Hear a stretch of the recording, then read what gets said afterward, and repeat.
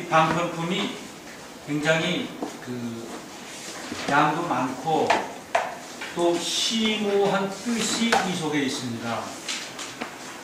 그래서 저도 이번 기회에 방편품을 처음부터 끝까지 한번 다 읽어봤습니다. 전에는 개송 전까지만 보고 산문 형식으로 된 것만 보고 운문 형식으로 된 시 형식으로 된 것은 뭐 앞에 산문 형식을 다시 되풀이하는 것이기 때문에 뭐 안 봐도 되겠지 하고 사실 소홀히 했습니다. 그런데 이번에 보니까요, 그 뜻이 더욱더 오묘한 부분도 많고, 또 우리 스님께서 이 앞부분은 열심히 해주셨지만 뒷부분에 가서는 시간이 없으셔가지고 못하셨어요. 근데 제가 이제 뭐 한 주 방학 되지 않았습니까? 그래서 2주 동안에 그 방편품을 한번 좀 깊이 들여다 봤습니다. 그랬더니 이 방편품에서 나오는 말씀이 반야심경, 금강경, 그 다음에 우리 대승경전에 나온 말씀 몽땅 다 이 방편품에 있습니다. 법성계 거기서도 있고요. 그래서 이것을 공부함으로 해서 두루두루 불경에 대한 것을 다 공부할 수 있겠다 이렇게 생각합니다. 예, 이제 요거 오늘 보강 자료고요. 이건 먼저 번에 오늘 보강 자료. 예, 보강 자료입니다. 먼저 번 나눠드린 걸 조금 보충했습니다. 네. 예, 다시 보고요. 예. 그래서 우선 방편품 제2를 지난번에 이제 10여 시까지 읽고 해석을 못했습니다. 10여 시에 대한 해석을 못했는데 제가 이제 43쪽을 보시면은요, 이시세존이 욕중선 차이하사 이설계연 하사대 하고 이제 운문 형식의 이런 시가 나옵니다. 세음불가람이라 제천국인가 43쪽이요. 맨 끝에 보세요. 43쪽 맨 끝줄. 여기를 개성을 한번 읽겠습니다. 예, 이제 천천히 한자로. 그럼 이제 처음에 묘법연화경 방편품지2 하고 이렇게 읽겠습니다. 다 같이 읽겠습니다. 묘법연화경 방편품지2 이시세존이요 중선 차이하사 이설계연 하사대 세용 불가량이라 제천급 세인과 일체 중생륜 무능지 불자니라 불령 무소리와 해탈 제삼매와 그 불제여법을 무능 식량자니라 원정 무수불로 구적행제의신 심신미녀법은 난변난가요니라 어명업법에 행차제도이하시고 도량득성과를 아이실지변과다 여시제 과거인 종종성상님은 악업 시방불이 내는 지시사이다 시법 불가시라 은사상정멸이니 제여 인생요는 무효는 덕해요 제세 보살 중에 실력 경고자하고 제불 제자 중이 중정공양불하고 일체 의진하야 주시 제우시민 여시 제인 등은 기려소유합니다. 가사 만세간이 개여 사입을 하여 신사공도량이라도 불능적 불지하며 정사만 시방이 개여 사입을 하며 급여 제제자 영만 시방차하여 진사공도량이라도 벽부 불능지하며 벽지불 삼기로 이제 제우시 영만 시방계하여 기수여 중림거든 사는 공일심으로 무량고대 역사 불실지라도 막는지 소문하며 신발의 모사리 공양 무술을 하여 요달제 의치하며 유능설설법에 여도마 주위히 충만시만찰하여 일심이묘지로 오항하사법에 한계공사야하여도 불능지불지하여 불태제고사의 기수여 항사하야 일심공사보다도 역구 불능지니라 구고사익을 하노니 무로구사이란 심심미묘를 악의 부득하니 유아시상하고 시방불령연이니라. 여기까지요. 이 한자 원문을 아주 잘 읽으시면 그분 대단한 분이십니다. 이 한자 실력도 물론 한자 실력입니다만 이 뜻, 부처님이 말씀하신 뜻을 이렇게 어무량옥겁에 어무량옥겁에 이렇게 읽으실 수 있으신 수준은 대단하십니다. 우리가 지금 이제 목탁을 치면서 이 경을 읽을 때 대개 속에서는 토시를 안 읽어요.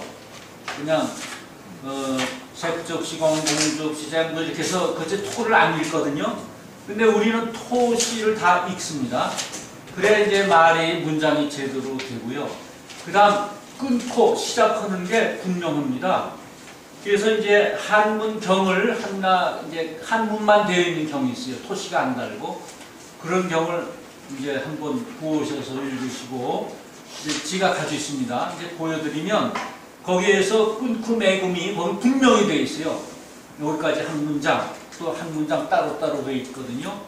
그래서 그 비교해서 읽으셔서 뜻을 헤아릴 수 있으시면 이 품 전체를 잘 아시는 것과 같습니다. 그 수준은 대단합니다.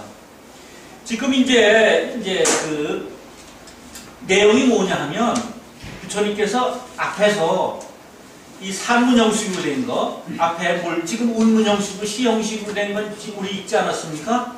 그 말씀, 똑같은 말씀이 앞에 41쪽부터 43쪽까지인 것을 끔찍 시켜놓은 거예요.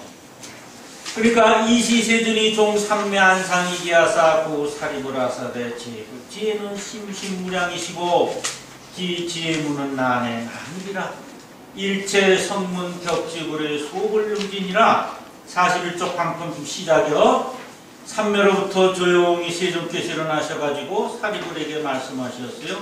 모든 부처님이 지혜는 매우 깊고 한량이 없으며 그 지혜의 문은 이해하기도 어렵고 들어가기도 어려워서 모든 성문들이나 벽지불들이 알 수가 없느니라. 그러니까 부처님께서 삼매에서 일어나셔가지고 삼매에서 무량이처 삼매에 들어가셔서 먼저 서품에서 뭘 설하셨죠? 무량인 경을 설하시고 이제 묘법 연화경을 설하시는 그 환경을 얘기해 준 게 모인 사람들 쭉 설명하고 어떤 사람들이 모였다.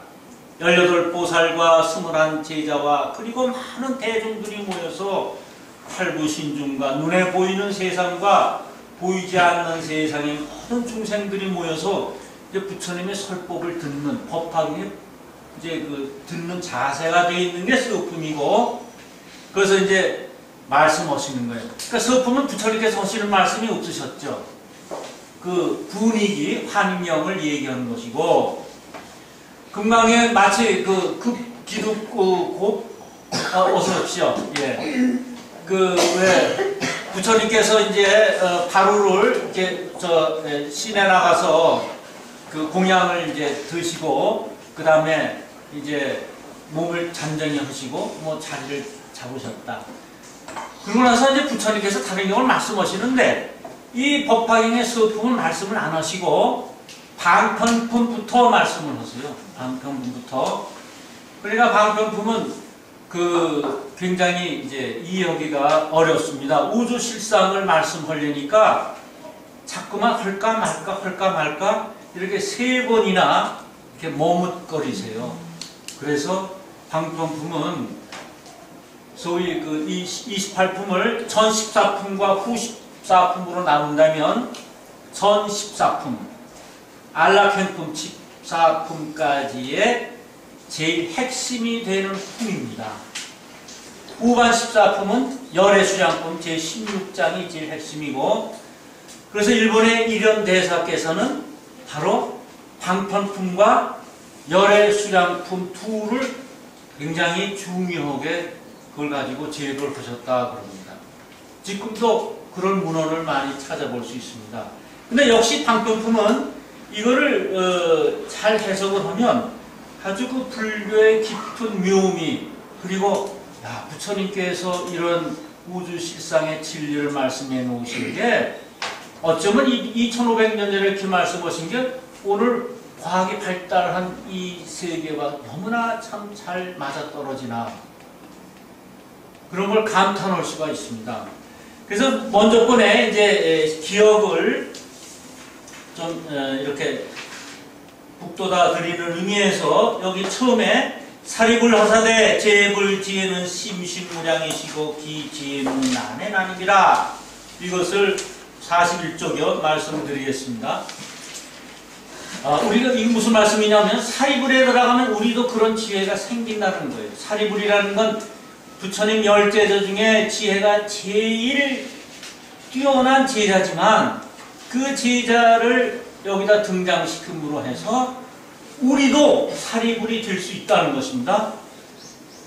불교와 다른 종교와의 차이점은 뭐냐면, 다른 신을 모시는 종교는요, 나는 신이다, 너희는 나같이 아무리 열심히 닦고 공부하고 나를 믿어도 나처럼 신은 안 된다예요.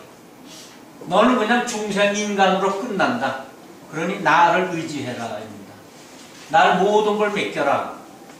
그 신을 믿는 종교는 다 그래요. 아무리 열심히 노력을 해도 너희들은 그냥 인간으로 있지 신은 될 수가 없다 그런 것이고, 불교는 나는 이렇게 해서 부처가 됐다, 너희들도 이렇게 하면 부처가 될 수 있다 해서 우리 사람으로 하여금 부처가 될 수 있는 자리까지 끌고 가시는 게 부처님의 가르침이에요. 따라서 이 사리불과 부처님과의 대화는 만약 우리와 상관이 없다면 왜 여기다 사리불을 넣겠습니까? 우리와 밀접히 관계가 있고 우리로 하여금 지혜를 깨달으라, 지혜가 광명을 비춰주는 게 우리를 고통으로부터 벗어나는 것이다 라는 것을 상징하기 위해서 이제 사리불과의 대화를 하신 거예요. 그러니까 우리는 오늘 이 시간만큼은 사리불이 되는 겁니다. 지혜가 뛰어난 사리불이 되는 겁니다.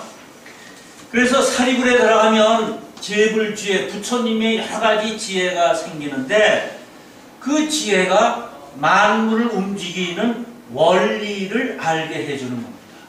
우주 만물이 움직이는 원리를 알아야 그 속에서 한데 움직이는 우리의 운을 가늠할 수 있고, 그리고 우리가 뭐 욕심을 안 낸다든가 또는 고통에서 너무 헤매지 않는다든가 그런 걸 알 수 있는데, 그게 심신무량입니다. 깊고 너무나 깊어요. 무량이 양을 헤아릴 수가 없어요. 이렇게까지는 제불지혜까지는 알 수 있어. 우리가 지혜가 높으면요, 새가 온다, 아침에 새 온다. 그런데 아침에 새가 우는 것은 알 수 있는데 왜 새가 우는지 그 속은 우리가 몰라요. 100마리 새가 있으면 각자 어떤 뜻이 다 달라서 울 텐데 그냥 새가 100마리 우는구나는 알아도 각기 무슨 뜻을 갖고 있는가는 몰라요. 요게 심신무량입니다. 그러니까 우리는 겉은 알아요. 꿈을 꾸면은요, 이제 앞으로 벌어질 일, 과거의 일은 뭐 척척척 꿈에 다 나오죠. 근데 앞으로 벌어질 일을 예시해 주는 경우가 종종 있어요. 그런데 또 특히 그런 체질을 가지고 있는 분이 있어요. 그런데 너무 그에 심취하면 안 됩니다. 심취하면 그런 기운이 자꾸 찾아와가지고 이거 나중에 큰일 생깁니다. 그러니까 그냥 그렇구나 그런 꿈을 꿨는데 어떤 경우에는 50%는 뭐 맞는 것 같기도 하고 50%는 안 맞는구나 개꿈이구나 이렇게 생각하셔야지 꿈에다가 자꾸 의미를 부여하면 안 됩니다. 그런데 유독 의미 있는 꿈을 꿨다 이런 경우가 있습니다. 그런데 그러면 이제 자기가 이제 아는 사람한테 가서 물어봅니다. 이제 점쟁이한테 가는 거죠. 저 이런 꿈을 꿨습니다. 스님들은 잘 안 가르쳐 주세요. 왜냐하면 항상 이렇게 그 말씀하시는 게 이제 맞든 안 맞든 사실 그 말씀하시는 게 맞아도 그 100명은 50명은 맞고 50명은 안 맞거든요. 그럼 50명은 잃어버리는 거예요. 그럼 50명만 가지고 또 물어보면 50명 중에 25명은 맞고 20명은 안 맞아요. 그럼 이런 걸 자꾸 쌓이다 보면 나중에 몇 명 안 남아요. 그래서 스님들은 절대 이런 꿈 얘기를 잘 그런 얘기 안 합니다. 아주 자신 있고 이럴 때는 몰라도요. 그래서 이제 점쟁이를 찾아가면 점쟁이는 그걸 가지고 이제 꿈꾼 걸 얘기합니다. 해서 아 이러이러하다. 근데 사실은 그 재불지 겉모양이거든요. 심신무량까지 들어가지 못했기 때문에 그 꿈속에 또 꿈 그걸 모르기 때문에 돈을 받았다 말입니다. 그러니까 업보가 지는 겁니다. 업보가 지는 거예요. 그냥 심심풀이로 뭐 농담으로 뭐 친구끼리 하는 건 업보가 되지 않는데 대가를 받고 이렇게 하면 뭐 많이 받건 적게 받건 꼭 업보가 집니다. 그래서 점쟁이 이런 분들이 그렇게 크게 성공하지 못하시죠. 인생에 있어서. 옛날에요, 우리 저 스승님이 이제 옛날 얘기 해주시면 그 이제 포천을 중심으로 해주세요. 왜냐하면 본인이 포천 출신이시기 때문에. 포천. 네. 근데 이제 그 포천에 이제 그 서울에 사는 이대감이라는 아주 지체가 높은 정성님 대감 아드님이 굉장히 중명이 들었어요. 그래서 아마 오늘날 하는 모양입니다. 근데 며느리가 똑똑해서 이제 점쟁이한테 찾아갑니다. 찾아가서 야 우리 이 정승님의 아들 내 남편이 이제 앞으로 어떻게 될는지 좀 쳐봐라. 그랬더니 이 점쟁이가 딱 이런 소리를 해요. 살릴 수는 없고 앞으로 한 달쯤 있다가 모월 모일 한 정오쯤에 그분이 갈 거다. 그런 얘기를 탁 한단 말이에요. 그러니까 이 며느리가 치마 속에서 칼을 딱 꺼내서 점쟁이 목에다 대더니 야 나도 그 정도는 안다. 그런데 내가 여기 온 것은 아니까 그것을 살리려는 방법을 찾기 위해서 온 거지 그건 다 안다 병세가 가지고. 근데 너는 돈 받고 다 그러지 않았느냐. 그러니까 너는 내 손에 죽어야 돼. 그리고 칼을 딱 대니까 이 그게 심신무량입니다. 병이 들어서 이제 얼마 안 있으면 죽겠다. 이건 재불지예요. 그럼 우리가 다 알 수 있어요. 근데 이 며느리는 한 단계 더 들어가서 더 깊이 들어가서 이제 그 묘를 찾으려고 그러는 거죠. 그러니까 이제 그 점쟁이가 목에다 탁 칼을 대니까 이제 마지막 아니에요. 그럴 땐 점쟁이도 그 재불지혜 속에 심신무량지혜로 들어가는 겁니다. 이거 마지막이니까. 왜냐하면 그 며느리 말이 맞거든.